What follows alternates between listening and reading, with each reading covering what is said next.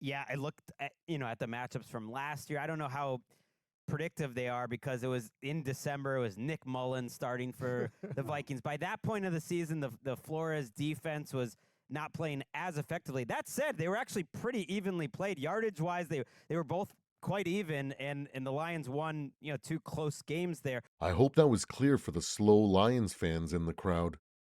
I know it went over their heads, so let me break it down for you.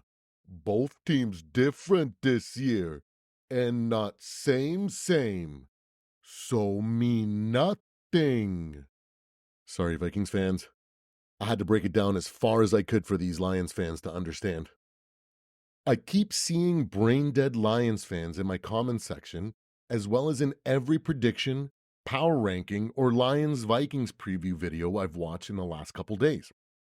I imagine those creators laughing when they see the same few arguments over and over. The two most common I've seen are, we beat them last year, so this year won't be any different. Or they try to discredit our wins this year by saying stuff like, you beat the 49ers without CMC, when Jordan Mason ran for 100 yards. You beat the Strouds when Mixon was out. Last I checked, Mixon didn't make the post-snap reads for CJ or play defense. They don't bring up the Green Bay game, though. It's probably because it closely resembles this week's matchup. The big difference is that the Lions are in a worse situation. They lost their X factor on defense, and their best corner is banged up, and they have to deal with US Bank Stadium. Lions fans keep holding up those 2 wins last year against the backup that threw for 400 yards on them, when we had already lost our starting quarterback weeks before that. I wouldn't be proud that I let a backup throw for that many yards and that they were close games. Ignore the fact that most of that Flores defense you think you figured out last year is gone because they weren't Flores guys who could play the scheme the way it's designed to, which is why he blitzed to cover up those flaws. Keep discrediting our wins because when you compare your schedule to ours, you know you have nothing to point at. We beat 4 teams that going into the season were Super Bowl contenders and had one of the hardest schedules to this point of all teams. What about you guys? You lost to the only good team you faced, and you beat up on injured and developing teams, while having the easiest schedule of all teams. How do you have the easiest strength of schedule and have a loss after 6 weeks?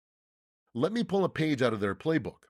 Last year, when you came to US Bank Stadium, after playing in a bunch of loud stadiums last year, you came away with 3 false starts that arguably could have been 5. You consistently came out of the huddle with under 10 seconds to get set up, which made it hard for you to get a player in motion, do any reads, let alone get the snap off. You're going to wish you had that crowd from last year. This year, after a 5-0 start, the crowd will be louder than you've ever heard it. So this year, I expect it to be the exact same thing. Keep holding on to your delusions, Lions fans. Just a couple more sleeps before those get shattered. There you have it, Vikings fans. A bit of a change of pace from the normal content, but I hope you enjoyed it. Let me know in the comments the most delusional takes you've seen from Lions fans this week. My third favorite is them banking on us thinking that Sam is the savior for our team, when we know the savior is Flores and his defense. Don't forget to like and subscribe so you don't miss my Lions preview video.